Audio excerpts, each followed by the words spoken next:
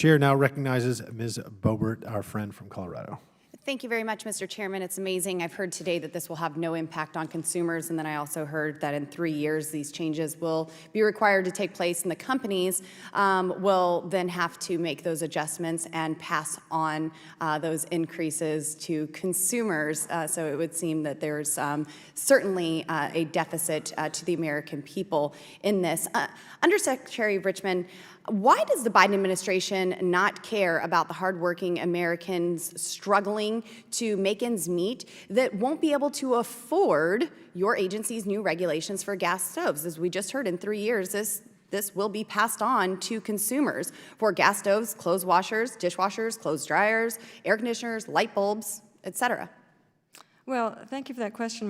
My statistics are really about the gas stoves with regards to that issue. But let me again reinforce the fact that 50% of those gas stoves. That still gets passed on to the consumer. So just by saying that somebody is more well off, more wealthy than someone else, that doesn't matter, that argument is not flying with me. From mandating new electric vehicles and electric stove mandates to promoting ESG extremism to pushing radical Green New Deal policies, there's one thing you can always count on in this administration to do, and that's put the American people and our economy last.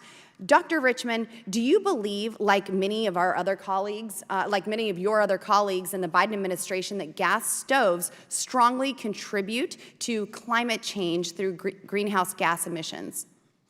Well, I'm here today to talk about the do you believe that gas stoves, which you said you're here to talk about, do they contribute strongly to climate change through greenhouse gas emissions?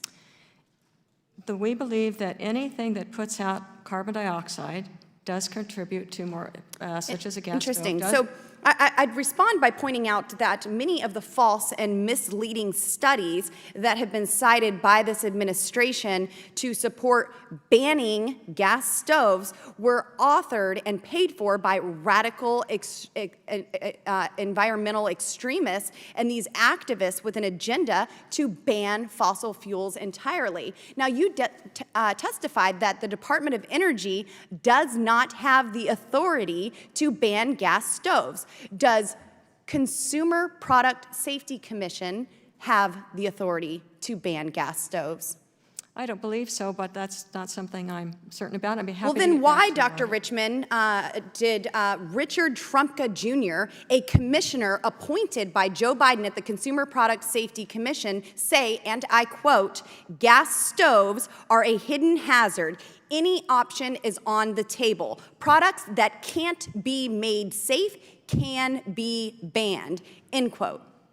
The Department of Energy has no authority to ban gas stoves. If the Biden administration isn't seeking to ban gas stoves, as you claim, then why did a Biden-appointed Commissioner Trumka initiate a notice for proposed rulemaking to ban gas stoves in American homes?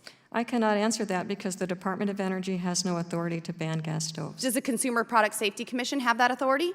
I don't believe you so. have but a commissioner here advocating for this. Has Commissioner Trumka ever been disciplined for going rogue, as you were trying, as some are trying to claim that he did? The Department of Energy does not have the authority to ban gas stoves. Has he ever been? Has Commissioner Trumka ever been disciplined for going rogue with this statement? I have no idea. If he hasn't been disciplined, he is still an acting Consumer Product Safety Commissioner, and he has aggressively tried to ban gas stoves in American homes. This is shameful that you can sit here and try to claim that the Biden administration isn't trying to ban gas stoves. Do you think that Commissioner Trumka should resign or be disciplined for his comments and efforts to ban gas stoves and end this consumer product? I'm sorry, I don't have anything to say about that. You wouldn't condemn any remarks like that?